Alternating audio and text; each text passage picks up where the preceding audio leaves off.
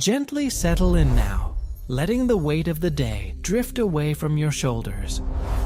Close your eyes, breathe slowly, and allow your thoughts to grow quiet and still. Tonight, we are going to journey together into the deep, velvet corridors of ancient time, back to an era so remote that its secrets have been buried beneath layers of myth, stone, and silence. Let yourself sink into comfort as the story begins to unfold, soft and slow, like candlelight in a very old room. For thousands of years, humanity has looked up at the night sky and wondered. We have pressed our hands against carved stone, traced the grooves of ancient writing, and asked ourselves who came before us and why. What follows is one such quiet journey into those forgotten depths, an exploration of clues left behind in clay, in star charts, in the foundations of the oldest cities on Earth. There is no need to hold tightly to anything. Simply listen and let the story carry you. The story that most people know about the Anunnaki is a tidy one. It goes something like this. Beings of great power descended from the heavens to mine the earth for gold, needing that precious metal to mend the failing atmosphere of their distant home world. It is a narrative of purpose, of calculation, of civilizations conducting business across the stars with measured efficiency. But when one takes the time to sit quietly with the oldest written sources we possess, those fragile wedge-shaped impressions pressed into clay tablets millennia ago, a very different picture begins to emerge. Not one of orderly expansion or confident colonization, but something far more raw and urgent, something that resembles, more than anything else, desperate flight. The cuneiform tablets do not describe beings arriving with the composed authority of conquerors. They describe something closer to refugees. The language embedded in these ancient records, when examined with patience and care, carries the unmistakable texture of urgency, of beings who left not because they chose to, but because something was coming. Something was already behind them. Consider the Sumerian king list, that remarkable document traditionally read as a chronological record of divine and mortal rulers, stretching back into an almost incomprehensibly distant past. Scholars have long treated it as a straightforward succession narrative, but there are linguistic peculiarities threaded throughout its text that resist easy explanation. The term Anzu, which appears repeatedly in passages describing the departure of the Anunnaki from their celestial realm, is typically translated as those who came from the sky. The prefixon does indeed relate to the heavens, but the syllable zu, when examined more carefully across its range of uses in Sumerian writing, carries connotations not merely of travel or arrival, but of escape, of flight in the most urgent animal sense of that word. And the element ud, which appears alongside these passages, implies not leisurely choice, but pressing necessity. There is a particular tablet from the Mari archives, catalogued as ARM 1270, that has caused quiet frustration among certain scholars for generations, not because it is damaged or illegible, but because its content refuses to cooperate with the standard interpretive framework. Academic translations render its central passage as a description of Enlil's journey to Earth as a mission of dominion, a sovereign arriving to establish rule over the lower realm. But the cuneiform actually employs the Sumerian term sulutu, which carries a meaning closer to seeking shelter or finding a place of refuge. And, crucially, the tablet goes on to reference entities described as Salmatu Sayu, a phrase that translates most naturally as those who pursue from the darkness. Not metaphorical darkness, not spiritual shadow. Darkness as a physical place, as a realm from which something relentlessly advances. The Epic of Atrahasis, one of the most beloved and widely studied texts of ancient Mesopotamia, provides yet another layer of this same quiet, troubling picture. Most readers encounter it as a flood story, a precursor to the later narratives of Noah and Gilgamesh. But embedded within its earliest passages, before the great waters arrive, is a description of upheaval in the heavens that preceded the descent of divine beings to earth. The text refers to them as Elusi Isaru, gods who are bound or constrained in the celestial realm. That word bound is important. It suggests not freedom of movement, but compulsion. And when these beings finally arrive on Earth, the text describes their coming using language normally reserved for populations fleeing catastrophe. Those who arrive in the manner of those who flee the storm. Pause for a moment and let that image settle. A storm not of water, but of something larger. Something following them through the dark between worlds. There is something quietly unsettling in the emotional atmosphere of these oldest records. Their surface may speak of gods and kings, of order and founding, of rituals properly performed, and cities nobly built. But underneath that surface, like a current moving beneath still water, there is another feeling entirely. It is the feeling of those who have not yet allowed themselves to believe they are safe. Even in texts of praise, one finds repeated gestures of calming, appeasing, reassuring. Offerings are not merely given, they are brought to soothe. Temples are not merely raised, they are established so that divine hearts may be settled. The heavens are not only celebrated, they are watched. This is a strange tone to find at the beginning of civilization. One might expect triumph, expansion, confidence. Instead, again and again, there is vigilance. Again and again, there is the sense that peace is not assumed but maintained. The earliest rituals of Mesopotamia often emphasize regularity with unusual intensity. The lamp lit at the proper hour, the hymn spoken in the correct sequence, the gate sealed, the boundary purified, the watch renewed. Such habits may, of course, belong to ordinary religion. Yet when set beside the language of flight and refuge, they begin to suggest something else. The domestication of fear into ceremony. Fear, after all, rarely survives in its original form for very long. It becomes rhythm. It becomes law. It becomes architecture. What was once emergency protocol turns, over generations, into sacred custom. People continue doing a thing long after forgetting exactly why it began. And so it may have been here. The descendants of those first arrivals, whether divine, human, or some mixture of both, may have inherited the habits of concealment and vigilance without fully preserving the event that first made them necessary. The physical evidence left behind in the ancient soil of Mesopotamia is surprisingly consistent with this reading.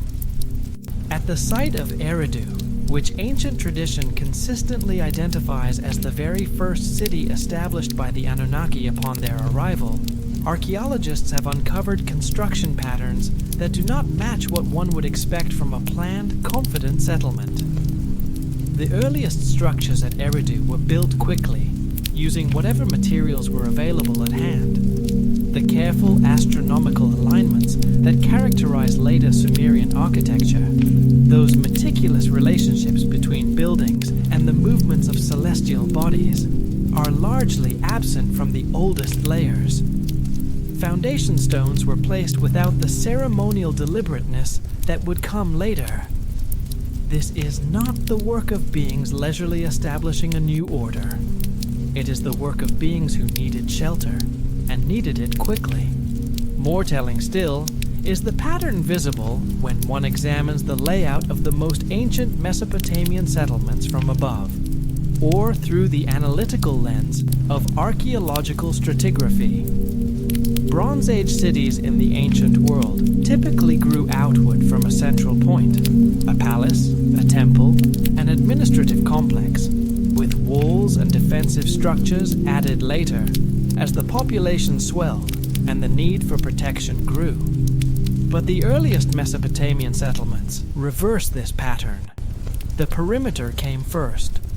Walls and watchtowers were constructed before temples or palaces, before markets or granaries. Protection was the first priority. And at Uruk, ground-penetrating radar has revealed the ghostly outlines of fortifications buried beneath later construction layers. Structures built with great haste and then absorbed into the growing city, their original purpose gradually obscured by the accumulation of subsequent centuries. Something was being guarded against. Something that could come from outside. If that is true, then the walls of the first cities begin to look different in the mind. Not simply barriers against rival tribes or wandering raiders, though they may have served those purposes too. They become membranes between exposure and shelter. The ditch, the embankment, the gate, the tower, all of them begin to speak in the quiet language of warning time. Not just resistance, but notice. Not merely defense, but detection. Some ancient enclosures seem almost excessively attentive to visibility. Their lines of sight are long. Their towers overlook not the most fertile fields, but the broadest horizons. Their outer spaces are sometimes strangely clear, as though the earliest priority was not comfort, but seeing. To live behind such a perimeter would be to inhabit a civilization always listening for the outside, always giving itself a little more time to react.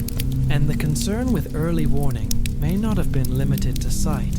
At several ritual sites of great antiquity, unusual acoustic properties have been observed. Certain stone chambers amplify small sounds. Certain enclosed spaces transform distant echoes into nearer presences. This has often been explained as ceremonial theater, and perhaps it was. But another possibility rests nearby. Some spaces may have been built to hear better, to catch a footfall, a vibration, a faint disturbance in the surrounding landscape. Architecture can listen as well as look. A community shaped by vigilance would have learned that quickly. There is also the recurring emphasis on thresholds. Gates are blessed, corners are purified. Foundation deposits are buried with unusual care. Doorways are treated not as ordinary passages, but as spiritually dangerous transitions, requiring ritual control. Such customs belong, in part, to the universal human experience of boundary. Yet they are especially pronounced in cultures whose earliest memory may have been one of violated safety. A sanctuary culture becomes a boundary culture. It marks entry, regulates crossing, mistrusts openness, and invests enormous symbolic energy in the act of sealing. Even the first gifts of civilization, as remembered in myth, reflect this priority. The gods teach measurement before ornament, enclosure before beauty, alignment before luxury. They teach where to build, how to orient, what to store, when to observe, how to divide space. In story after story, safety comes before splendor. The city is first a refuge. Only later does it become magnificent. The Enuma Elish, the great Babylonian creation epic, is another text whose familiar surface conceals stranger depths. Its opening lines, those famous words describing a time before heaven existed above or earth below, employ the word Samu for heaven in a way that carries an unusual resonance. The root can indicate not merely the physical sky, but a state of severance or separation from one's proper place of belonging. And when we reach the battle at the heart of the narrative, Marduk's famous confrontation with Tiamat, the conventional reading presents us with a creation myth. a cosmological allegory about order emerging from chaos. But the underlying cuneiform tells a different story. The figure of Tiamat, traditionally rendered as the mother of chaos, is described using the phrase Umu Hub. The first word, Umu, can indeed mean mother, but hub in Mesopotamian usage carries meanings related to assemblage, gathering, and organized collection, particularly in military contexts. A more literal rendering might be the mother of those who gather in pursuit. Not primordial chaos then, but organized opposition, a coordinated force. Even the weapons attributed to Marduk in this conflict resist conventional translation. The Asariridu, typically called the first among weapons, more accurately describes something that drives away or causes to scatter. The Sutu, usually rendered as a net, behaves in the text less like a capturing device and more like something designed to detect and track, an observation instrument with military applications. These are not the implements of mythology. They are the equipment of warfare between technological civilizations. And woven through the deeper layers of the Enuma Elish are references to entities described as Nasaru Sahub, those who watch from the void. Their description in the text is both beautiful and deeply unsettling. They possess, the tablet says, eyes that pierce the darkness between worlds, and knowledge of all the paths that wind through the star fields. Their pursuit is described as patient and relentless, following the Anunnaki not just across one domain, but across multiple celestial realms, until finally the decision was made to descend to Earth, to this small, wet, blue-green world, and seek refuge here among its rivers and plains. There is, in that image, something deeply haunting. A world like ours, damp, mineral-rich, wrapped in cloud and magnetic breath, becoming valuable not because it ruled the stars, but because it could hide within them. Earth as a boundary place. Earth as concealment. Earth as the sort of world that might look unimportant from a distance and therefore remain, for a while, untouched. And perhaps that is why so many of the earliest sacred centers rose where water and earth meet. Marshes, riverbends, estuaries, floodplains, places of mist and reeds and low horizons. Such landscapes are difficult to master quickly, but excellent for concealment. They blur edges. They soften visibility. They resist easy approach. Eridu, with its marshland setting, begins to look almost strategic in this light. A settlement founded in a place that would challenge open movement and complicate observation from afar. What gives this picture its peculiar weight is not that it appears in one ancient culture, but that versions of it appear in nearly all of them, scattered across continents separated by vast oceans, among peoples who by conventional historical reckoning should have had no contact with one another. In ancient Egypt, the divine beings known as the Neteru, the Egyptian parallel to the Anunnaki, are described in the Edfu temple texts as arriving in the land of Egypt as those who sought the protection of the sacred river, fleeing from the followers of the serpent who devour light. The texts describe them, establishing their earliest settlements in places chosen for their defensibility, where the Nile's natural geography could serve as a barrier and a shield. And Egypt, too, remembers beginnings in tones stranger than simple majesty. The divine companions of the first time do not only create and rule, they stabilize, fortify, order, and preserve. Again and again, the Nile appears not merely as life-giver, but as protector, a ribbon of controlled territory bordered by desert, narrow enough to monitor, rich enough to sustain. The sacred geography of early Egypt may have appealed for reasons deeper than symbolism. It is an elegant refuge landscape, predictable water, natural barriers, long visibility, and concentrated habitable space. The Hindu Puranas contain passages that describe divine beings, the Devas, retreating to Earth during the celestial conflict known as the Samudra Manthan, seeking refuge in the realm of dense matter to escape those who hunt across the stellar void. The Sanskrit term used to describe them, Aryan, means not conquerors or explorers, but explicitly refuge seekers. The Vishnu Purana and other texts describe these beings establishing fortified positions in mountainous terrain and within underground complexes, a pattern that, as we will discover, recurs across the ancient world with remarkable consistency. The mountainous emphasis in the Indian material is especially suggestive.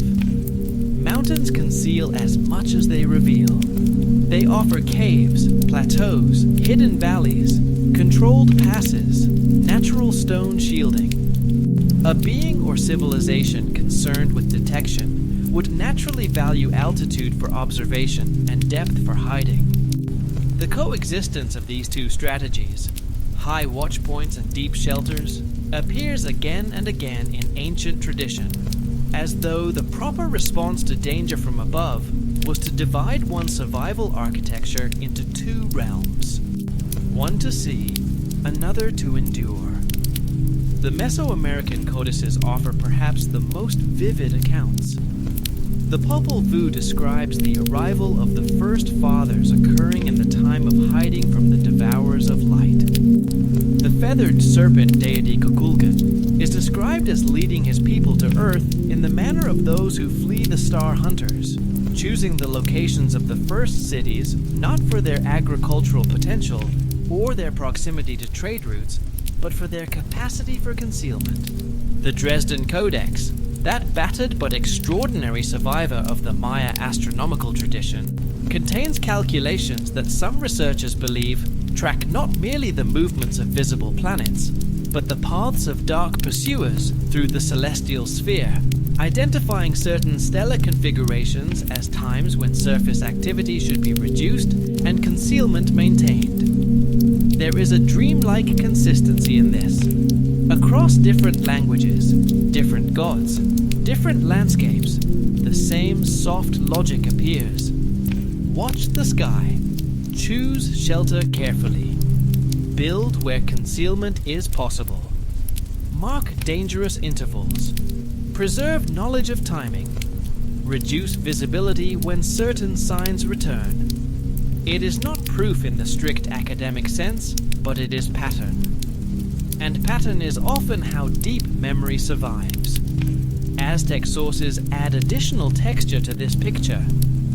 The Florentine Codex describes a historical conflict in which beings from the star place above were forced to seek the protection of the earth womb from the smoking mirrors that follow without rest. That phrase, the smoking mirrors that follow without rest, is evocative of surveillance technology. Tezcatlipoca, the god associated with obsidian mirrors, represents not merely darkness in a spiritual sense, but reflective surfaces capable of observation across enormous distances. A mirror is a simple thing, yet it is also one of humanity's oldest technologies for transforming sight. To preserve a memory of pursuit in the image of a mirror is almost elegant. The hunter does not only arrive, it observes. It does not merely strike, it finds. Cultures that remembered distant watchers might well encode that memory in symbols of reflection, eyes, polished stone, black surfaces that return a gaze from somewhere beyond the ordinary world. The internal coherence of all these separate traditions, the same themes of flight, concealment, pursuit, and refuge appearing independently across cultures with no apparent historical connection, suggests that they all draw on a common substrate of actual events, however distorted by time and the inevitable transformations of oral transmission and mythological overlay. Each culture remembered, in its own way, that the beings who came were not triumphant arrivals, but frightened travelers. Not conquerors, but the pursued. And if that is true, if the Anunnaki's presence on Earth represents sanctuary seeking rather than imperial expansion, then everything that followed takes on a different quality of meaning. Their construction of human civilization, their genetic experimentation, their eventual departure, even the great catastrophes described in ancient texts, the flood, the destruction of the tower, the fire from the sky, begin to look less like divine caprice or punishment, and more like the desperate defensive maneuvers of beings constantly aware that something might be closing in. Let this thought drift through your mind gently, like smoke dissolving upward into a dark ceiling. There is no need to grasp at it, only to hold the possibility lightly and listen. The Kanesh Merchant Archives, a remarkable collection of cuneiform tablets recovered from the old Assyrian trading colony at Kultepe, contain passing references that suggest awareness of cosmic threats was not confined to royal courts or temple priesthoods. Even commercial documents, practical records of trade and debt, contain mentions of skywatchers who maintained constant vigilance for signs of the returners from the dark between. This is not the language of mythology. This is the language of ordinary people going about their daily business in an ancient city who simply lived within a cultural framework that took cosmic surveillance as a given. The way we might note weather forecasts or news bulletins without considering them remarkable. That detail is easy to glide past, but it matters. It suggests diffusion. The anxiety was not kept entirely in the hands of the elite. Enough of it had filtered downward into daily life that merchants, caravan managers, and record keepers could allude to it without explanation. One tablet mentions delayed departure due to unfavorable sky signs. Another refers to goods stored below, rather than shipped openly during a hazardous interval. These small practical gestures imply that what later became myth may once have functioned as ordinary caution. This is often how major realities survive after their original cause has dimmed. They flatten into custom. People no longer know the whole story, but they continue behaving as though the story matters. A door is closed at dusk. A route is avoided during certain nights. Fires are dimmed. Watches are doubled. The logic may be forgotten, but the behavior remains. The IG rebellion, as it is known in the scholarly literature, is conventionally presented as a labor dispute. The worker class of divine beings growing weary of their burdens and refusing to continue toiling in the mines and agricultural operations that sustained Anunnaki civilization. It is portrayed as something between a strike and a mutiny, ultimately resolved by the creation of human beings as a replacement workforce. But the cuneiform evidence, read with fresh eyes, suggests something considerably more disturbing.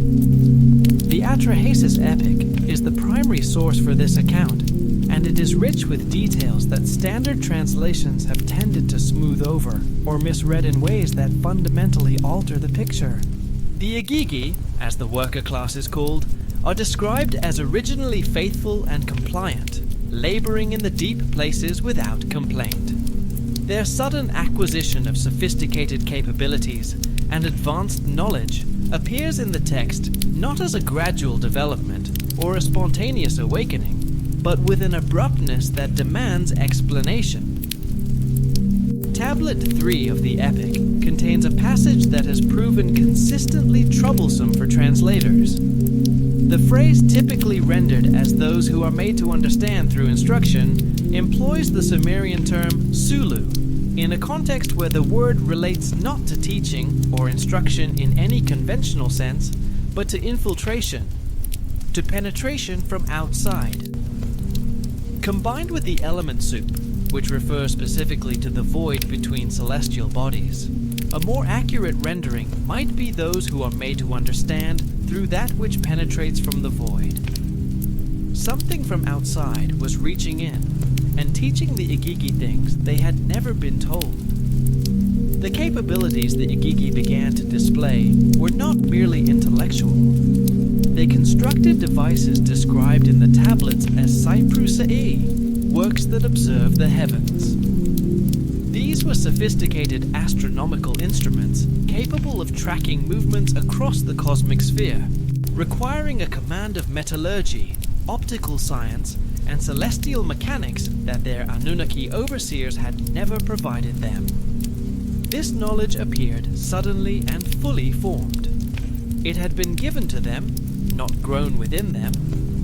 Archaeological evidence from ancient mining complexes in the Taurus Mountains region reinforces this interpretation. Tool fragments recovered from these sites display metallurgical compositions that represent alloy technologies unknown in contemporary Anunnaki-associated material culture. Spectrographic analysis reveals compounds requiring either extraterrestrial origins or processing methods far in advance of what was supposed to exist. These were not mining tools. The wear patterns suggest precision instrument construction. There is something eerie in that image. Workers in the deep places, below the surface, suddenly building instruments that look upward. Hands trained for extraction, turning instead towards the sky. As though the underground labor system had become, in secret, a network of hidden observatories. And the rebellion itself unfolded with a coordination that defies any explanation rooted in spontaneous worker unrest. Administrative cuneiform records from Nippur, that ancient city of temples and learning, describe the revolt beginning simultaneously across multiple work sites separated by hundreds of miles, with no communication network between the locations that could account for such synchronicity. Tablet ARM 2847 records that within the space of 7 watches, all the deep workers ceased their labors and began the making of the sky eyes. 7 watches, across hundreds of miles, with no messenger birds, no road network, no visible means of transmitting a signal, unless the signal came from somewhere other than Earth. The Babylonian text, known as the Epic of Era, contains references to what it calls Rikmusa Inupe Ilaku, voices that travel through the emptiness between worlds, that began reaching the Igigi workers during their deepest excavations. These communications are described as carrying knowledge of the true nature of the Star Wanderers and understanding of the Great Deception. The Void Whispers, as later texts describe them, apparently revealed information about the Anunnaki status as refugees and their ongoing vulnerability to cosmic pursuit, information that had apparently been deliberately withheld from the worker class. The Igigi, it seems, had been kept ignorant of the reality of their situation for reasons of security, and now that security had been breached, the behavior changes documented in Assyrian divination texts from the period following the rebellion's beginning are particularly revealing. The rebel workers began displaying tactical knowledge that should have been completely inaccessible to them. Knowledge of gaps in Anunnaki surveillance networks, of defensive vulnerabilities, of the specific celestial sectors that Anunnaki leadership monitored most anxiously for signs of approaching danger. They constructed their rebellion camps in positions that exploited precisely those gaps. They oriented their newly built astronomical devices toward precisely those sectors of sky that the Anunnaki command most feared. This was not coincidence. Someone had briefed them.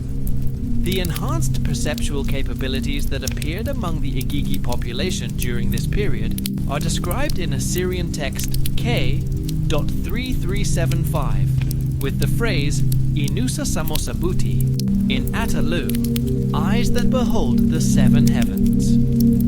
In context, this appears to refer not to spiritual dimensions, but to different layers or frequency ranges of physical space. The rebel workers began detecting approaching meteors days before conventional observation would allow such prediction, forecasting solar flare activity with unprecedented precision, and tracking objects that the texts call dark wanderers, bodies that cast no light but whose gravitational influence bends the paths of visible celestial objects. This is a description of gravitational astronomy conducted by beings who somehow gain the ability to perceive across multiple observational registers simultaneously. Memory, once broken and driven underground, rarely disappears altogether. It fragments.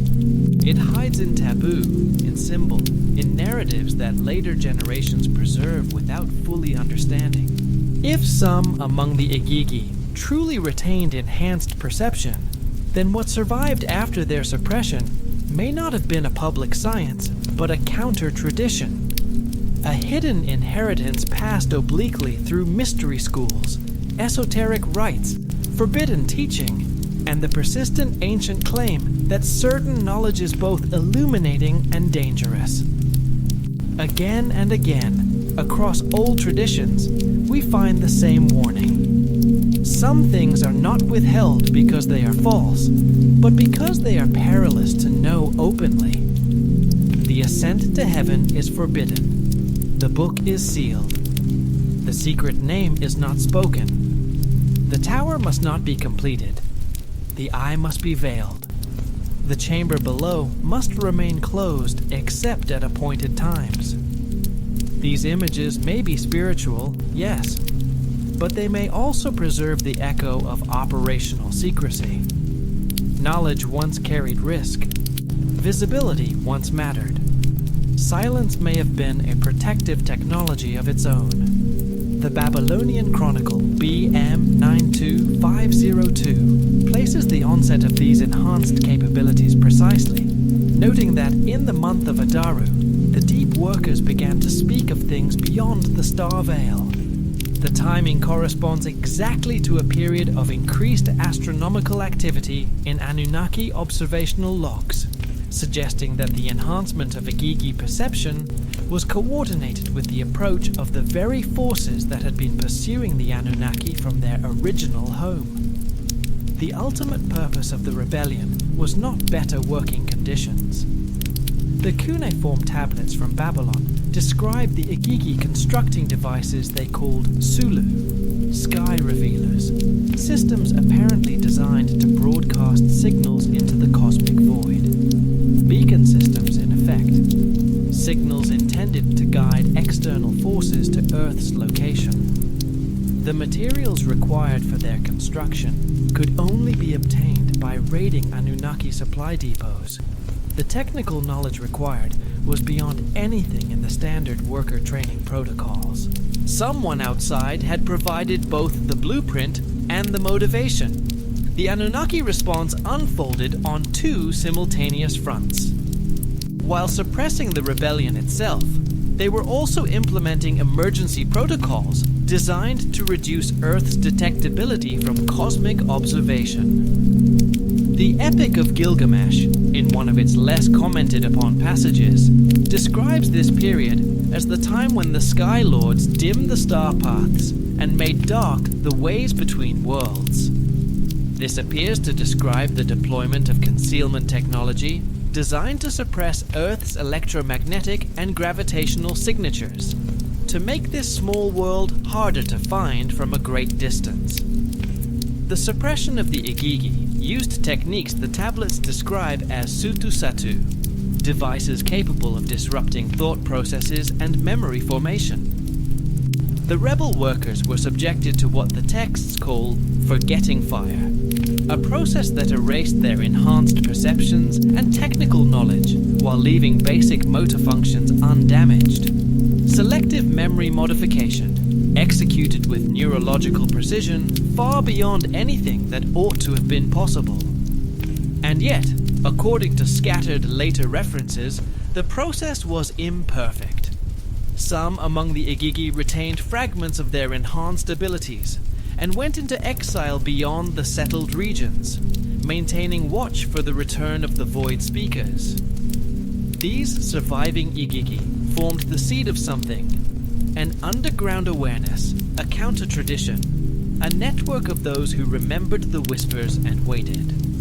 The creation of humanity as a replacement workforce takes on entirely new dimensions in this light. Not mere convenience, but security engineering. Human beings, as designed by the Anunnaki geneticists, lack the Igigi's natural sensitivity to cosmic influences. They could not be reached by the Void Whispers. The biological limitations written into human genetics were not accidents of imperfect creation. They were safeguards, firewalls, in the language of another era. The Sumerian text, known as the Instructions of Ur-Ninurta, contains what appear to be Anunnaki management protocols for the new human workforce, emphasizing the critical importance of restricting human access to astronomical knowledge and maintaining strict separation between human settlements and Anunnaki observation posts. The anxiety is palpable even across the millennia. They had been infiltrated once. They could not allow it to happen again, and so the first human societies begin to look different when seen through this gentler, darker lens. Not simply villages gathered around water and grain, but carefully managed populations placed within an architecture of selective knowledge, allowed to labor, to reproduce, to organize, to worship, but not to see too much. The old stories say that humans were given language, agriculture, law, and craft, but always with boundaries. There are doors they may not pass through, heights they may not ascend, fires they may not steal, names they may not speak. The educational pattern is strangely controlled, as though civilization itself was being handed down in measured portions, with certain chambers of understanding deliberately kept sealed. This may explain the recurring ancient association between knowledge and transgression. Again and again, the one who reaches upward too quickly is punished. The one who listens at the wrong threshold hears something dangerous. The one who acquires forbidden skill is cast out, blinded, scattered, or burdened with a terrible form of sight. These stories are often reduced to moral allegory, but perhaps they preserve another memory as well. The memory of a civilization in which unrestricted knowledge was genuinely considered a security threat. Even astronomy, which later becomes one of humanity's most noble and open pursuits, seems in its earliest form to have been rationed. It belonged to temple specialists, initiated observers, those entrusted with night watch, calculation, omen interpretation, and the care of calendars. The stars were not simply beautiful, they were administrative, they were strategic. They belonged at first not to everyone, but to the keepers of timing. This separation between common life and celestial knowledge is one of the quietest and most revealing features of the ancient world. The sky was visible to all, and yet its deeper reading was reserved. It is possible, then, that the earliest priesthoods were not only religious institutions. They may have functioned as filtered memory systems. They preserved what could not safely be taught broadly. They translated operational knowledge into symbolic form. They carried forward procedures, intervals, alignments, warnings, and emergency rites in ways that allowed continuity without full disclosure. Public ritual calmed the population. Private instruction maintained the watch. In such a system, myth becomes more than story. It becomes a storage method. The myths keep things alive without explaining them too clearly. They preserve shapes, sequences, emotional truths, and fragments of procedure. A flood is remembered, but not not the full mechanism. A tower is forbidden, but not the original reason for its danger. A hidden chamber is consecrated, but its technical purpose fades beneath theology. The story remains transmissible even when the literal understanding becomes too unstable to preserve openly. And perhaps this is why ancient narratives so often feel layered. One can read them as religious literature, as political propaganda, as moral instruction, as cosmology, and as the residue of something more concrete all at once. They have been used, over time, for many purposes. But beneath those later uses, they may still carry the pressure lines of the first emergency that shaped them. Now breathe slowly. We are going deeper into the ancient dark, moving through layers of time, like a hand moving through still water. There is nothing to fear in these old stories. They are quiet now, settled into the stone and soil, waiting to be read by those patient enough to look. The celestial warfare documented in the ancient sources was not a simple binary conflict. It was a complex, multifaceted struggle involving at least 3 distinct factions operating across multiple theaters simultaneously. The Book of Enoch, long dismissed by mainstream scholarship as apocalyptic fantasy, begins to read rather differently when approached as a collection of intelligence reports from an ongoing cosmic conflict. The 200 watchers who descended to Mount Hermon under the leadership of Semjaza, traditionally portrayed as fallen angels seduced by human women, appear in the Aramaic fragments from Qumran in a considerably different light. The text fragment 4Q201 describes these entities as those who descended to establish watchposts and to prepare the field for the great conflict. Reconnaissance units, advanced teams. The technological capabilities attributed to the Watchers in Enochian sources demonstrate clear parallels with Anunnaki equipment, while exhibiting crucial differences that suggest independent developmental origins. The metallurgical knowledge transmitted to humans by the Watcher Azazel, the techniques for creating blades that never dull, and armor that turns aside the fire of heaven, corresponds closely to cuneiform accounts of Anunnaki military technology, but the manufacturing processes differ in a revealing way. Where Anunnaki techniques required complex foundries and highly specialized facilities, the Watcher methods could be implemented using portable equipment and locally available materials. This is a technological approach optimized not for an established civilization, but for rapid deployment in hostile, unfamiliar territory. That difference is easy to underestimate. It suggests 2 kinds of presence. One settled, infrastructural, hierarchical. The other mobile, adaptive, field-oriented. One builds cities and underground networks. The other descends, teaches selectively, improvises, and moves. If the Anunnaki were refugees building sanctuary, the Watchers may have been something else entirely. Allied scouts, rival agents, defectors, or parallel responders to the same greater threat. Ancient myth, in its softened language, may remember all of them under overlapping divine titles, because later cultures no longer possessed the categories needed to distinguish their roles. The astronomical knowledge transmitted by the Watchers reveals their primary intelligence mission.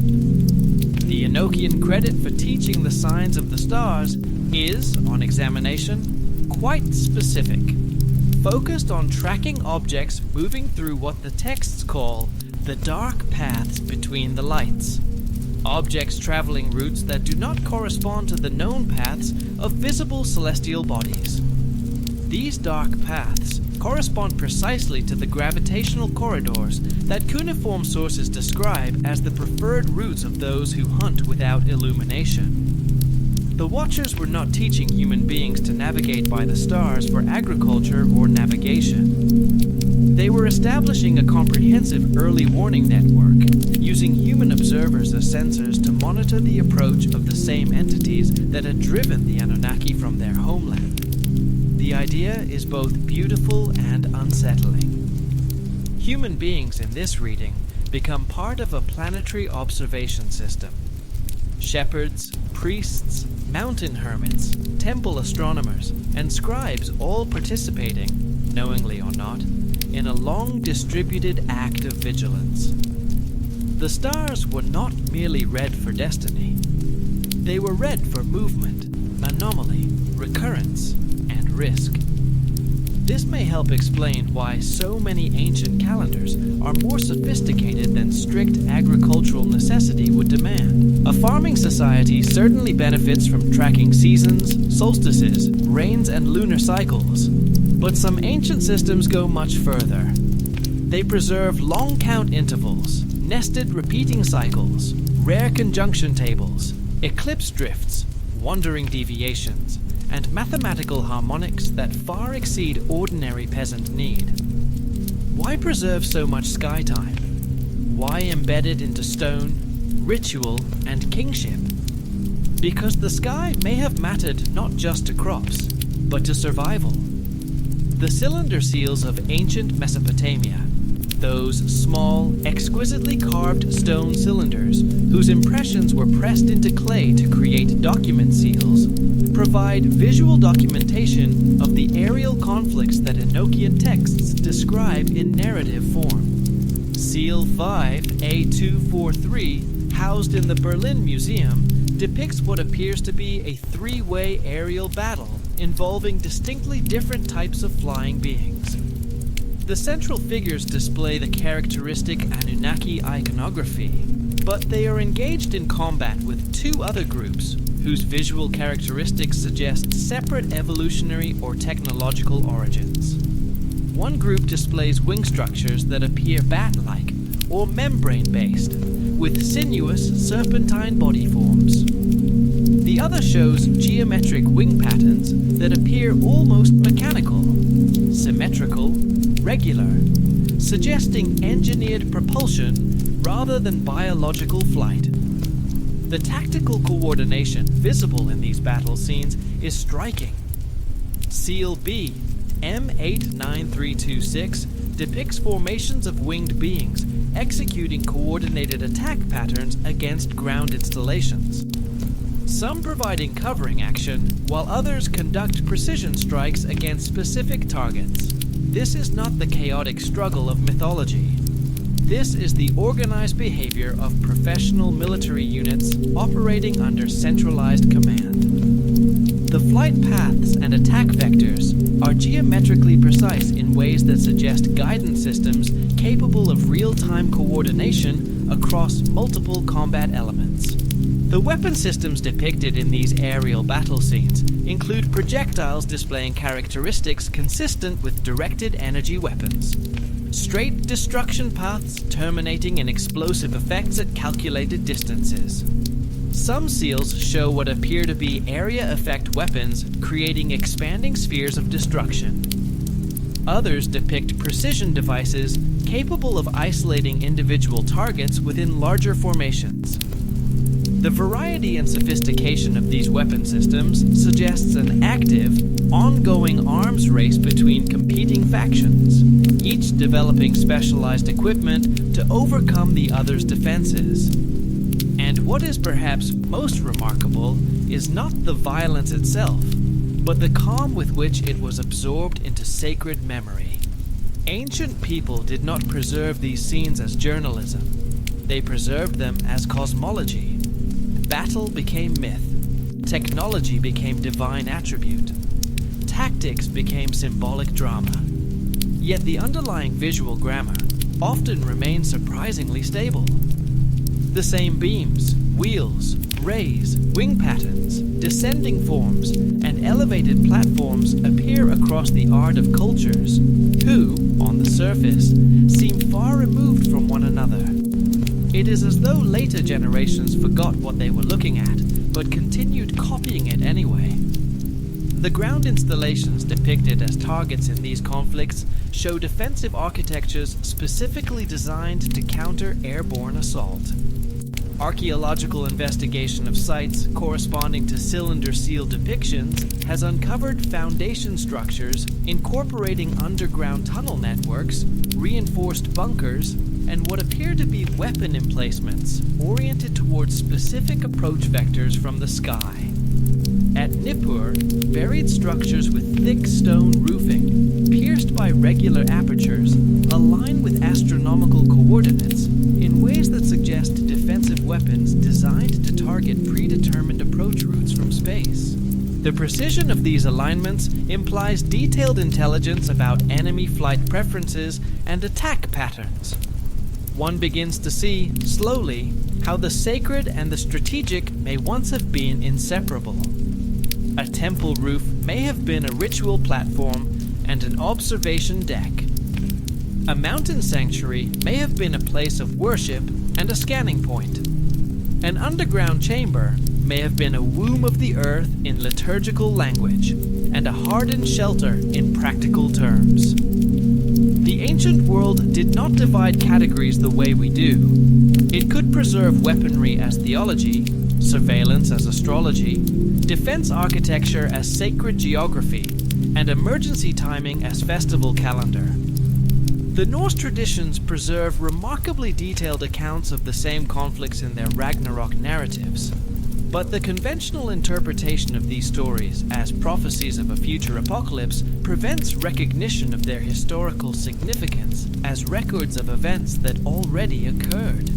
The Prose Edda describes the Aesir gods arriving in Midgard as beings fleeing wolves that devour light, establishing their stronghold at Asgard, specifically to maintain watch for the return of the darkness bringers. The wolves Skoll and Hati, traditionally understood as symbolic devourers of sun and moon, appear in this reading as actual entities capable of extinguishing stellar radiation across vast regions of space. There is something very old in the human instinct to translate vast danger into animal form. Serpents, wolves, birds of prey, dragons, these are shapes that the nervous system understands. They move, pursue, devour, circle, descend. To remember a cosmic predator as a wolf that eats light is not ignorance. It is compression. It is the nervous system preserving the emotional truth of the event in a form the culture can carry. The weapons of the Norse final battle. Odin's spear Gungnir, which never misses its target regardless of distance or concealment, suggesting a guided projectile with advanced targeting. Thor's hammer Mjolnir, creating lightning-like effects capable of striking multiple targets simultaneously while returning to the wielder through apparent remote guidance, are consistent in their described characteristics with the technological weapon systems documented in Mesopotamian and Hindu sources. The same weapons appear across multiple cultures because they describe the same actual technologies, filtered through different mythological vocabularies. The Mahabharata provides perhaps the most technically detailed accounts of pre-Diluvian aerial warfare through its descriptions of Vimana combat and the deployment of what the text calls divine weapons. The drone section describes aerial battles involving hundreds of flying vehicles, carrying weapon systems capable of devastating entire armies. The text places these conflicts in the time before the Great Submersion, the same historical period as the Mesopotamian and Enochian accounts. The technical specifications for the Vimana aircraft include propulsion systems, defensive shielding, and weapon arrays that demonstrate engineering principles far beyond the technological horizon of the cultures preserving these accounts. The Mahabharata's descriptions of the Brahmastra and related weapons describe effects corresponding closely to modern understanding of nuclear, chemical, and directed energy systems. Weapons that could shake the earth, contaminate the air for generations, and reduce living beings to ash while leaving metal objects untouched. the precision with which these weapons could target specific genetic lineages, eliminating entire populations while leaving others unharmed, indicates biological warfare capabilities of extraordinary sophistication. And in the midst of these catastrophic scenes, something else appears repeatedly. Instructions for shelter. Withdraw underground. Seal the chambers. Wait through the poisoned wind. Wash after exposure. Avoid open water. Preserve seed. Protect the line. These details are often treated as embellishments or ritual contamination myths, yet they have the texture of civil defense. One hears, beneath the epic thunder, the quiet administrative voice of survival. Celtic traditions preserved in the Lebor Gabála Érenn describe the conflicts between the Tuatha De Danann and successive waves of invaders as different phases of the same cosmic war documented elsewhere. The Tuatha De arrive in Ireland in dark clouds, carrying 4 magical treasures whose described properties correspond closely to technological artifacts from other traditions. The Fomorians, their persistent enemies, are described as beings of darkness and chaos who emerge from beneath the waves and beyond the stars. Their leader, Balor of the Evil Eye, possesses a weapon system strikingly similar to the directed energy devices depicted in cylinder seal battle scenes. A targeting system linked to a devastating energy projection capability, requiring multiple assistants to activate it safely. Archaeological evidence from Celtic sites includes metal fragments with alloy compositions requiring smelting techniques not independently developed by human civilizations until the modern era. The precise astronomical alignments of passage tombs like Newgrange suggest dual purposes, sacred architecture, and early warning installations for detecting approaching threats from specific sectors of space. And yet, Newgrange, like so many such places, also cradles tenderness, darkness, light entering only at the precise interval, a chamber receiving dawn through a narrow calculated slit. The same civilization that may have built to watch and endure, also built to soften fear with beauty. That is one of the most moving aspects of these ancient remains. They do not feel like the products of pure militarization. They feel like the work of beings trying to make safety livable, to turn vigilance into ritual, mathematics into dawn, survival into meaning. The physical manifestation of the cosmic threat that had pursued the Anunnaki from their original homeland continued to be tracked by ancient astronomers long after the initial settlement of Earth. Babylonian Astronomical Tablet BM 36746 records tracking data for a mysterious object described using the phrase Kakabu Salmu, dark star. An object that cast shadow without emitting light, that bent the paths of the wandering ones through gravitational influence rather than direct visibility. The astronomical calculations recorded in this tablet indicate that this dark wanderer maintained a consistent trailing position behind Nibiru throughout its 3,600-year orbital cycle, a relationship too precise and stable to be explained by random celestial mechanics. The mathematics suggest deliberate positioning. The Mulopin Astronomical Compendium describes systematic dimming of background stellar radiation in the sectors where this dark object passed, corresponding to what modern astrophysics would recognize as gravitational lensing effects. The bending of light around massive objects, creating observable distortions in the apparent positions of distant stars. The Babylonian astronomers recorded these lensing patterns with mathematical precision that demonstrates sophisticated understanding of gravitational optics millennia before European development of comparable concepts. Beyond simple gravitational effects, the tablet K.8538 from the Assyrian Royal Library documents observations of stellar radiation being actively drawn into what the text calls the void heart of the Dark Wanderer, describing what sounds unmistakably like energy harvesting technology. The text characterizes this as creating rivers of fire that flow backward into darkness. This is not a natural celestial phenomenon. This is a description of a mechanism. The pursuing object was accompanied by smaller bodies, satellite formations that the Babylonian records call offspring of the Shadow Mother. These satellites demonstrated independent movement patterns that violated conventional orbital mechanics, executing precise formation changes and coordinated maneuvers that indicated artificial control. Babylonian observers recorded these formations as eyes of the hunter, reconnaissance units capable of separating from the main body to conduct surveillance operations across different sectors of space simultaneously.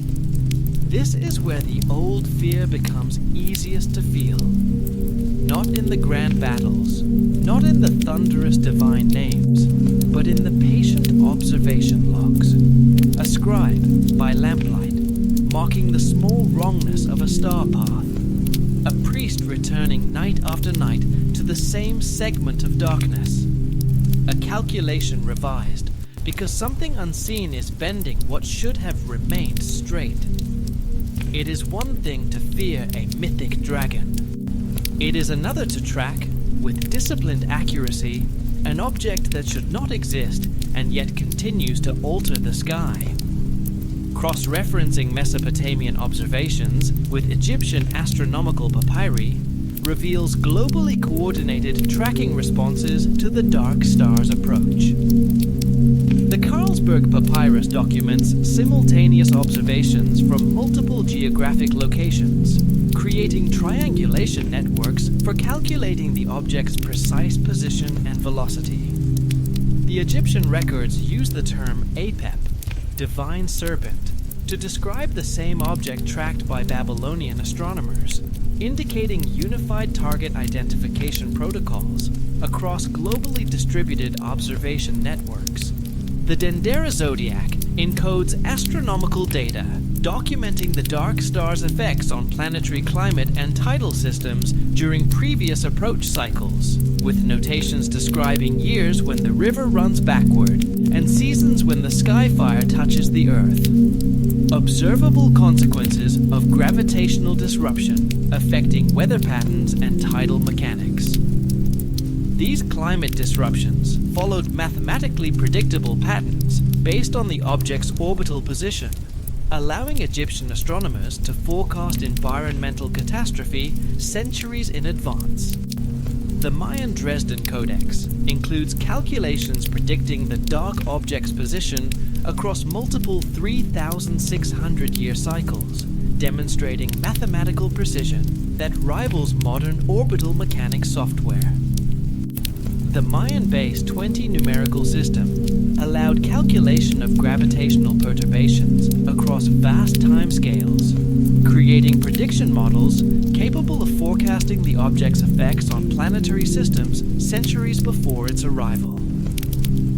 The Codex describes it as the jaguar that hunts between the stars, systematic, patient, and purposeful in its movements. The Mayan long count calendar system itself appears to have been designed, at least in part, as a tracking instrument for the dark star's approach cycles and a coordination mechanism for defensive responses across multiple civilizations. The 13 Baktun cycle corresponds to mathematical models of the object's orbital period, suggesting that the calendar served dual purposes as both civil timekeeping and military early warning. Aztec sources describe the dark star's approach as triggering the return of the Tzitzimimi, skeletal star demons that brought destruction and chaos, emerging from the spaces between the stars where light dies. The Florentine Codex provides descriptions of these entities as possessed of obsidian mirrors that see across all distances and weapons that strike without sound or flame. Their activities are characterized by systematic coordination, not random supernatural manifestation, but purposeful military operation. The Dark Star, in this reading, served not merely as a gravitational threat, but as a forward command platform for invasion forces. And across all these traditions, one thing remains constant. The threat is not described as chaotic in the ordinary sense. It is organized, intelligent, patient. It watches, measures, approaches, probes, returns. Ancient people feared storms, earthquakes, and floods, but they narrated them differently. Those forces were capricious, divine, impersonal, mood-driven. This thing from the dark is something else. It behaves like an adversary. The great underground networks, the Abzu installations, represent one of the most sophisticated aspects of the Anunnaki's defensive strategy, and their existence has been systematically overlooked in conventional scholarship. The Sumerian term Abzu derives from Ab, meaning water, and Zu, meaning deep knowledge or wisdom. But the cuneiform context consistently suggests that water in these references describes not the liquid substance, but flowing energy systems that powered the underground facilities. Tablet B, M 78963 describes the Abzuru as containing Musa Sulutu Ineritu, waters that provide concealment from within, indicating that these systems generated some form of masking field that prevented detection by external surveillance. Ground-penetrating radar surveys at Eridu, the city ancient tradition identifies as the first Anunnaki settlement, have revealed a massive underground structure extending more than 200 meters below the temple complex on the surface. The subterranean construction displays engineering principles markedly different from surface Mesopotamian architecture, incorporating curved walls and domed chambers that suggest optimization for pressure resistance and, intriguingly, for deflecting or dispersing external scanning attempts. Curved geometries scatter sonar and radar in ways that angular construction does not. Core samples from Eridu reveal construction materials that do not match the local geological composition. The stones were imported, selected for specific electromagnetic properties rather than mere availability. Spectrographic analysis identifies metallic compounds embedded within the wall materials that create a lattice structure throughout the construction. A lattice with electromagnetic characteristics similar to modern stealth materials, effectively scattering radar, sonar, and other detection methods across broad frequency spectrums. The Sumerian hymn, known as Enki and the World Order, contains technical specifications for Abzu construction disguised as religious poetry. Enki is described as building chambers that drink the light of heaven and creating holes where sound dies before it travels. These are descriptions of materials that absorb electromagnetic radiation and prevent acoustic transmission, architectural features designed to minimize detectability signatures. The reference to walls that bend the gaze of the Star Watchers suggests optical camouflage or light-bending technologies to conceal entry points from aerial observation. The power generation systems described in Abzu-related texts are remarkable. The Akkadian text VAT7019 describes engines that drink from the fire heart of the world, located in the deepest levels of the complexes. Geothermal energy sources operated at output levels suggesting fusion or other advanced energy conversion processes rather than simple thermal extraction. The text specifies that these systems could operate without external feeding for 10,000 years. The electromagnetic surveys of the Eridu complex have identified buried conduits connecting it to similar installations beneath the sites of Uruk and Babylon, an integrated defense network spanning the entire Sumerian heartland. conduits display uniform electromagnetic signatures indicating standardized construction and compatible power transmission protocols. The alignment precision across hundreds of kilometers of underground excavation suggests advanced surveying capabilities. The ventilation systems incorporated into Abzu designs reveal sophisticated atmospheric chemistry. Filtration chambers contain crystalline substances demonstrating selective permeability, capable of removing specific chemical compounds from incoming air while allowing beneficial gases to pass unimpeded. The installations were designed to maintain habitable conditions, even during chemical warfare attacks, sustaining enclosed populations through extended periods of surface catastrophe. Similar installations have been identified at sites worldwide. Ground-penetrating surveys at Giza have revealed subterranean chambers beneath the Great Pyramid, displaying construction techniques identical to those at Eridu. The same curved wall architecture, the same metallic lattice materials. The chamber layouts mirror Mesopotamian installations, with precision suggesting either common construction teams or adherence to standardized technical blueprints developed for global deployment.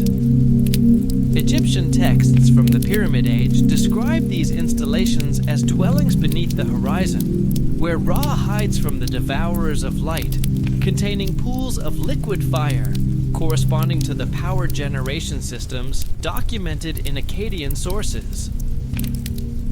The Dendra Temple complex describes chambers that swallow the eyes of enemies and halls where the voice of the sky hunters cannot penetrate. The hieroglyphs specify construction materials, including what sounds like shape memory alloys or other adaptive materials. Metal that flows like water but stands like stone. Hindu traditions preserved in the Mahabharata describe underground cities where the gods waited for the passing of the star demons, with chambers that bend space and holes where time moves differently, suggesting that some installations incorporated exotic physics technologies beyond simple concealment and life support. The text describes these facilities as containing gardens that need no sun and rivers that flow upward to the sky, a description of closed-loop biological systems maintaining food production indefinitely, without external inputs.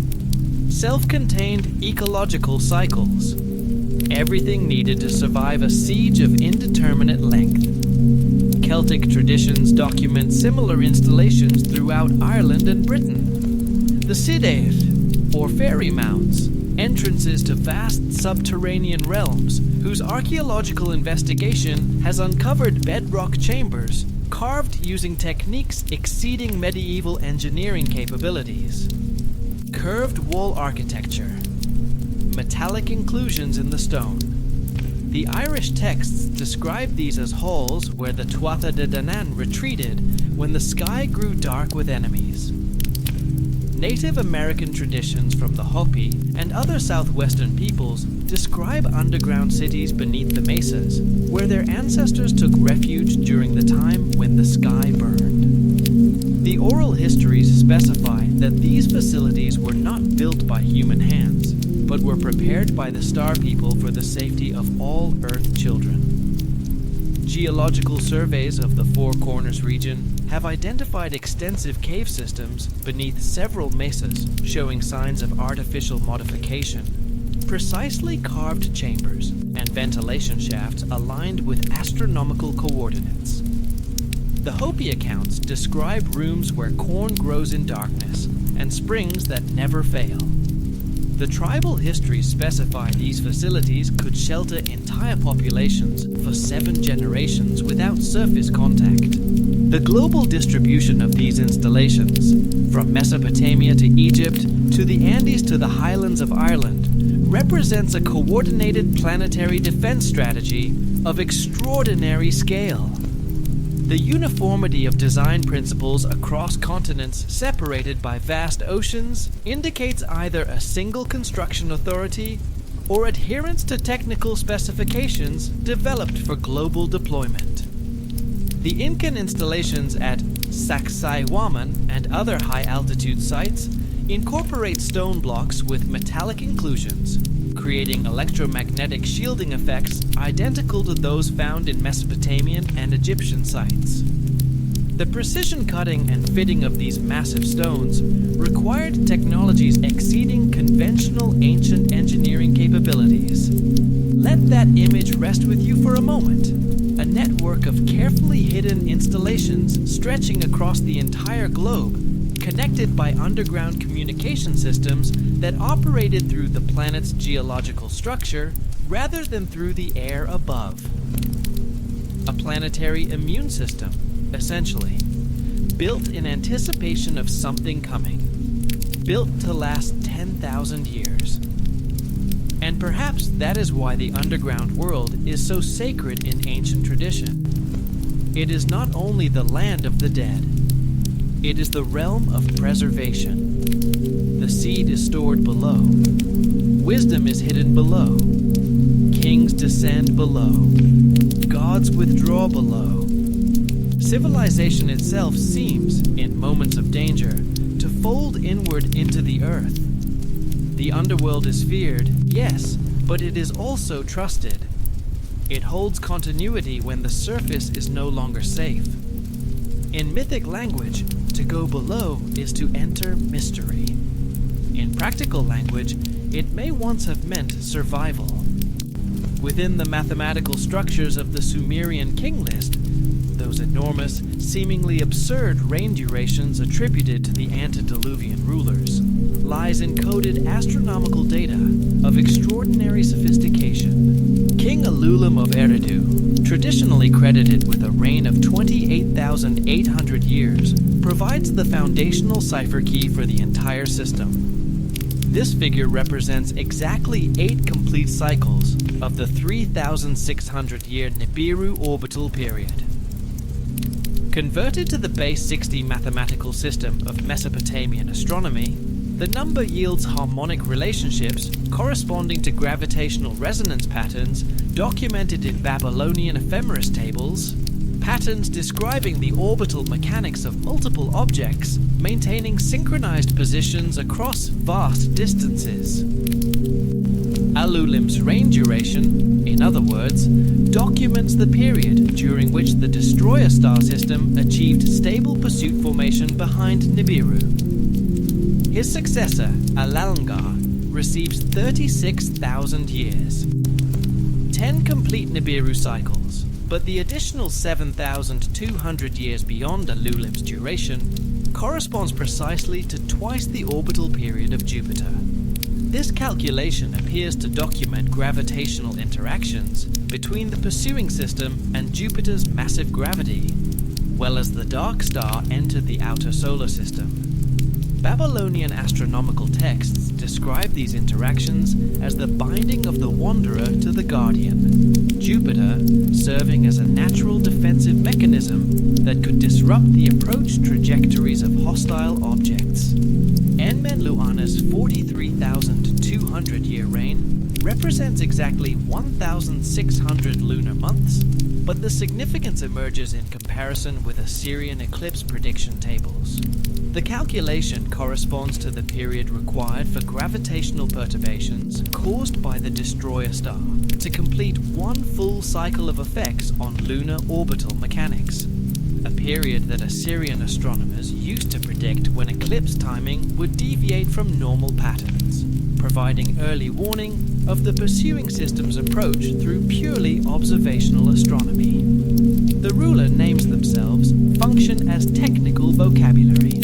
Alulim derives from roots, meaning first of those who watch combined with boundary setter, the establishment of the initial observation network. Alalungar combines elements meaning protective brightness with craftsman, indicating the development of active countermeasures. The linguistic structure parallels Assyrian military terminology for defensive installation construction. Enmenluana's name incorporates elements related to purification following contamination, corresponding to recovery operations after direct encounters with hostile cosmic forces. And when one lingers over these strange and disproportionate rain lengths, something else becomes quietly apparent.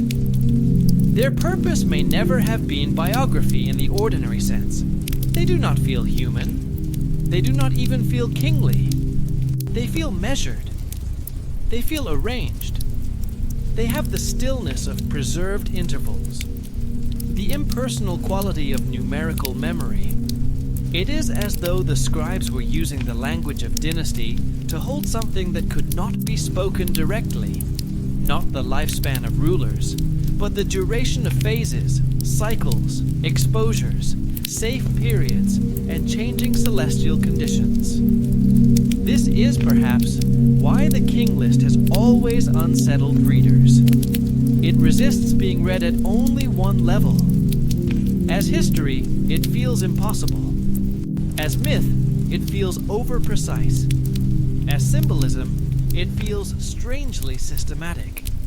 But as encoded chronology, as the memory of sky intervals disguised as rains, it begins to relax into coherence. The absurdity was the mask. The numbers survived because later generations mistook them for legend and therefore preserved them intact.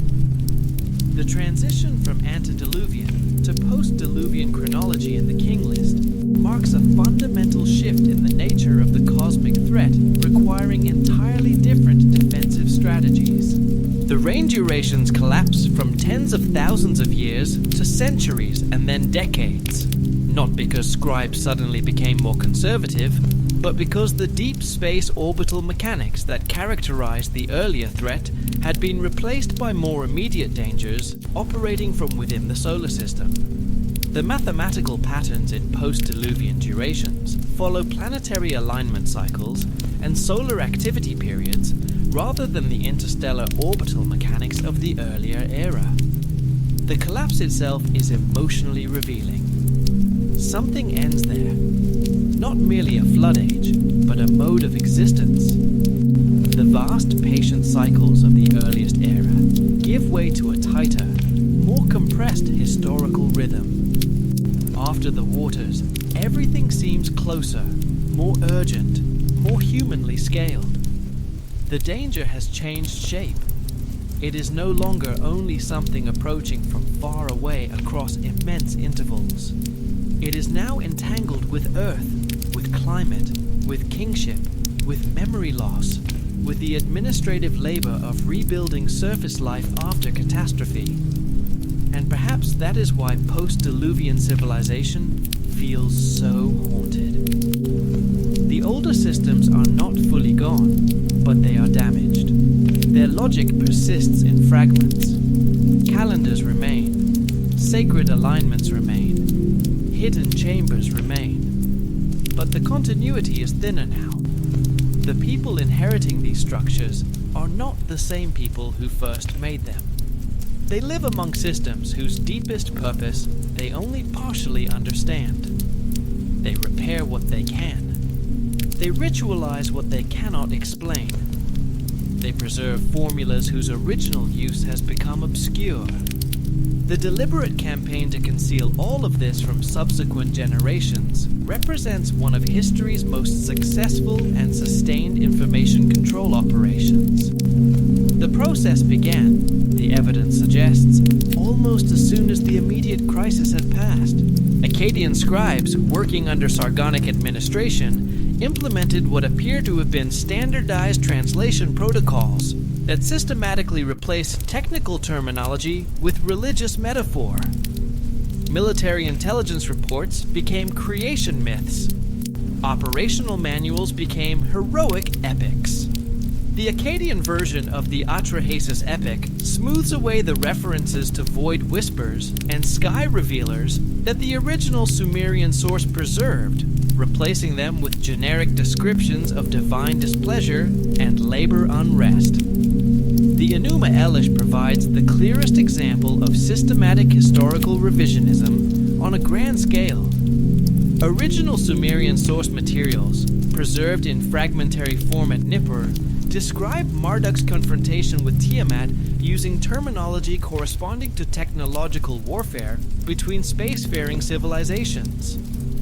The standardized Babylonian version replaces specific weapon descriptions with mythological imagery, transforming directed energy devices into divine winds and electromagnetic pulse weapons into nets that capture primordial chaos. The linguistic substitutions follow consistent patterns. Sulutu replaced by Saparu, Nasaru replaced by Palahu, technical vocabulary systematically exchanged for religious language, indicating centralized editorial oversight rather than random scribal interpretation. There is something almost compassionate in this concealment, at least at first. One can imagine why a traumatized civilization might choose myth over disclosure. Not everyone can live comfortably beneath the knowledge that their world is a sanctuary under intermittent watch. Not every population can sustain order, while openly discussing hostile forces moving through the dark beyond the stars. Myth softens. It translates unbearable specificity into sacred drama. It makes the truth survivable. But concealment, once established, rarely remains gentle. What begins as protection becomes administration. What begins as selective mercy becomes monopoly. Knowledge narrowed into priestly custody becomes power, and power tends to preserve its own opacity long after the original reason has faded. A system built to prevent panic can, across generations, become a system built to prevent questioning. Royal correspondence from the Mari archives reveals the political anxieties driving this campaign. King Zimrilim's letter, preserved in tablet ARM 1270, expresses direct concern about whispers among the people concerning the return of the Sky Hunters, noting that public awareness of ongoing cosmic surveillance was creating social instability and undermining royal authority. The coordination revealed in this correspondence between different kingdoms working together to suppress specific categories of historical information while maintaining the defensive capabilities necessary to respond to the threat indicates that this was a deliberate and organized campaign, not a gradual organic process of mythological drift. The religious establishment became the primary vehicle for this concealment. Temple schools that had once taught practical astronomy and engineering were progressively transformed into institutions focused on ritual observance and symbolic interpretation. The knowledge was not destroyed. It was encrypted, hidden within priestly mysteries, accessible only to carefully screened initiates who could be trusted to maintain its confidentiality. Future generations would encounter these ancient records as religious allegory and encounter the astronomy as numerology, the engineering as magic, the defensive installations as sacred geography. The knowledge would remain, but its nature would be invisible. Physical destruction supplemented symbolic transformation. Excavations at Sippar have uncovered ash layers containing fragments of cuneiform tablets with metallurgical formulas and astronomical calculations deliberately burned during the Neo-Babylonian period. The burning was selective. Literary and religious texts were preserved, while technical manuscripts were incinerated. Censorship, not conquest. The same content that could not be successfully re-encoded as mythology was simply eliminated. One can almost feel the sadness of that moment. A tablet placed into flame, not because it was false, but because it was too clear. A formula erased not because it failed, but because it still worked too well. Civilizations do not only lose knowledge through accident, sometimes they hide it from themselves. The process continued through every subsequent cultural transition. Greek philosophers inherited modified mythological frameworks from Near Eastern sources, and through rational inquiry, began to penetrate the mythological concealment. But the technological content remained incomprehensible within the Greek intellectual framework. Roman imperial administration promoted standardized mythological interpretations while restricting access to materials containing technical information about cosmic threats. Early Christian hermeneutics transformed technical descriptions into spiritual allegories, ensuring ancient records would be read through theological rather than historical perspectives. Islamic scholarship preserved many texts that had been lost in Christian territories, but developed its own concealment mechanisms through emphasis on divine causation and prohibition of certain investigative directions. Medieval scholarship inherited multiple accumulated layers of concealment through translation chains that had progressively obscured technical content across multiple linguistic and cultural transitions.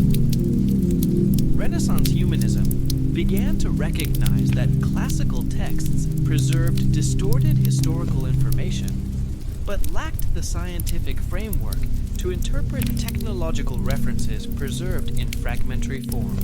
Modern archaeology uncovered physical evidence contradicting established historical narratives, but institutional resistance prevented serious investigation of technological anomalies.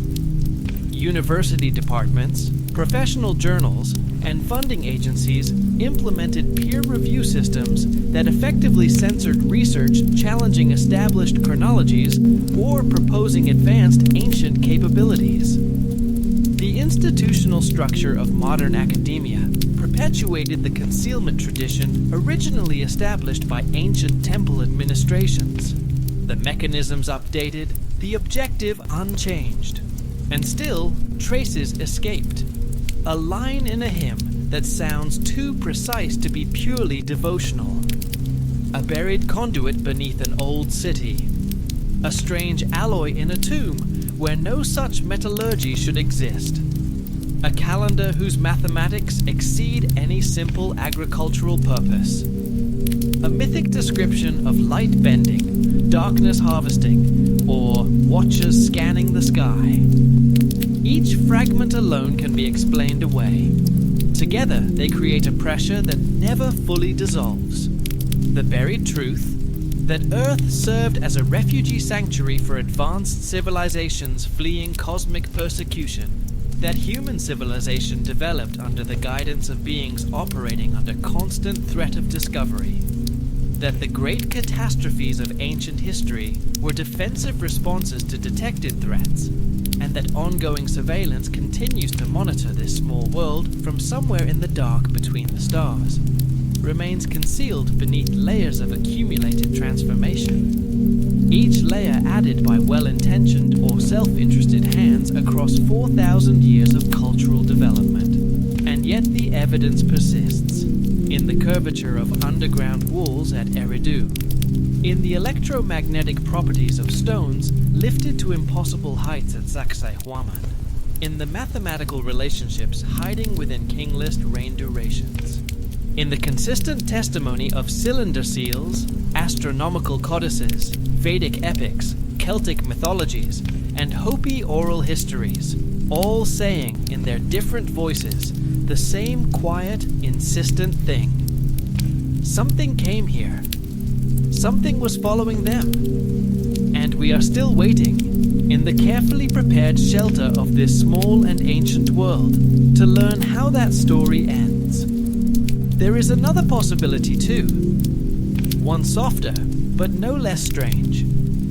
Perhaps the waiting is no longer conscious. Perhaps whatever systems were built to endure have outlasted the memory of why they were built. Perhaps humanity lives now inside the late echo of an ancient defensive design, participating in its residual patterns without realizing it. We continue to watch the sky. We continue to build underground. We continue to encode fear into science, timing into infrastructure, and uncertainty into myth. We launch observatories outward and bury data vaults inward.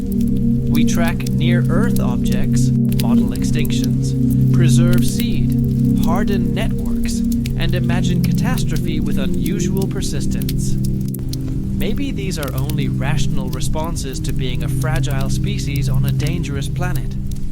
Or maybe they are also inherited instincts, translated into modern form. If ancient sanctuary thinking survived into us, it would not need to survive as explicit memory. It could survive as posture, as a certain way of arranging attention, as the recurring human sense that civilization must always be maintained against interruption, that knowledge must sometimes be distributed and sometimes hidden, that the sky is beautiful, but should also be monitored, that the earth below us may one day matter as much as the air above. This may be why stories of apocalypse are so universal and so repetitive. Not because humans are uniquely morbid, but because somewhere deep in cultural memory lives the idea that interruption is real, cyclical, survivable only with preparation, and never completely gone. Flood, fire, darkness, falling stars, poisoned wind, silence in the heavens, the return of the devourers. These may not all refer to the same event, but they rhyme with one another in a way that suggests a common structure of remembrance.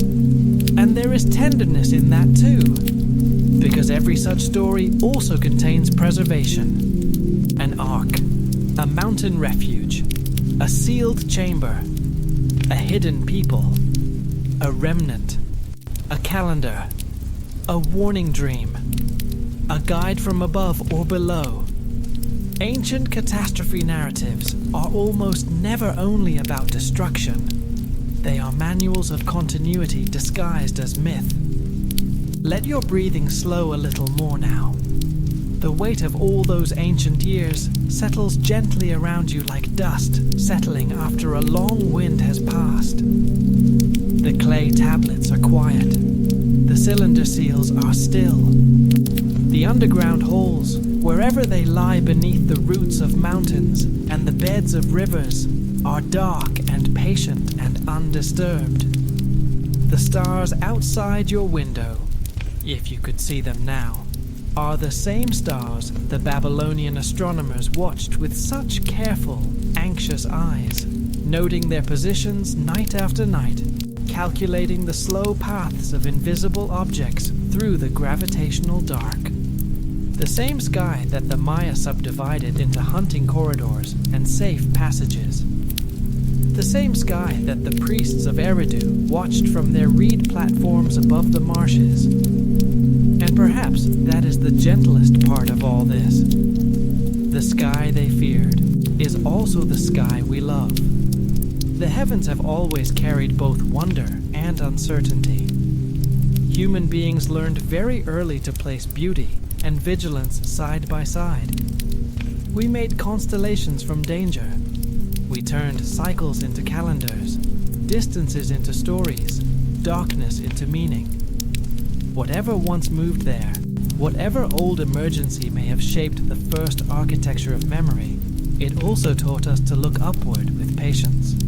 We are all watchers in our way, and tonight the watching is done. Let your eyes grow heavy. Let the numbers and the names dissolve back into the comfortable blur of something half remembered. The ancient world does not need you to hold it up. It has been holding itself up for a very long time, and it will be there tomorrow, patient and layered, and full of quiet questions, waiting for those with the courage and the care to ask. Sleep now. Rest deeply. Let the great dark between the stars be simply beautiful tonight. Immense and silent, and full of nothing more threatening than distance and starlight and the slow turning of the year.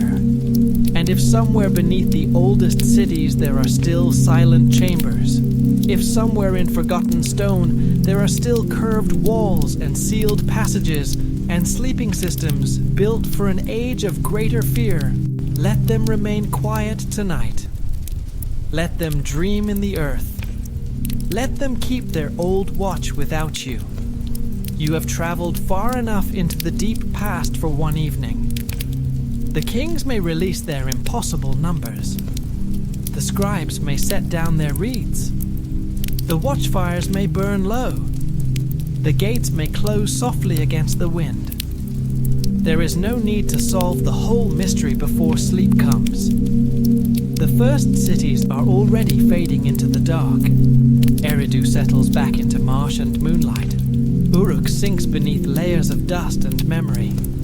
Babylon returns to broken walls and distant stars. The mountains of the north grow still. The pyramid chambers cool into silence. The codices close. The obsidian mirrors darken. The old names drift farther away with every slow breath you take. Soon, even the idea of pursuit becomes too distant to hold. Soon all that remains is the sound of a calm voice, the rhythm of breathing, and the gentle sense that the world is older, stranger, and more patient than it appears in daylight. Let that patience hold you now. Let the hidden halls remain hidden. Let the watchers rest. Let the sky turn quietly overhead. Sleep now. Rest deeply. The ancient story will still be there when morning comes, folded safely into clay and stone and starlight, waiting with all its unanswered questions.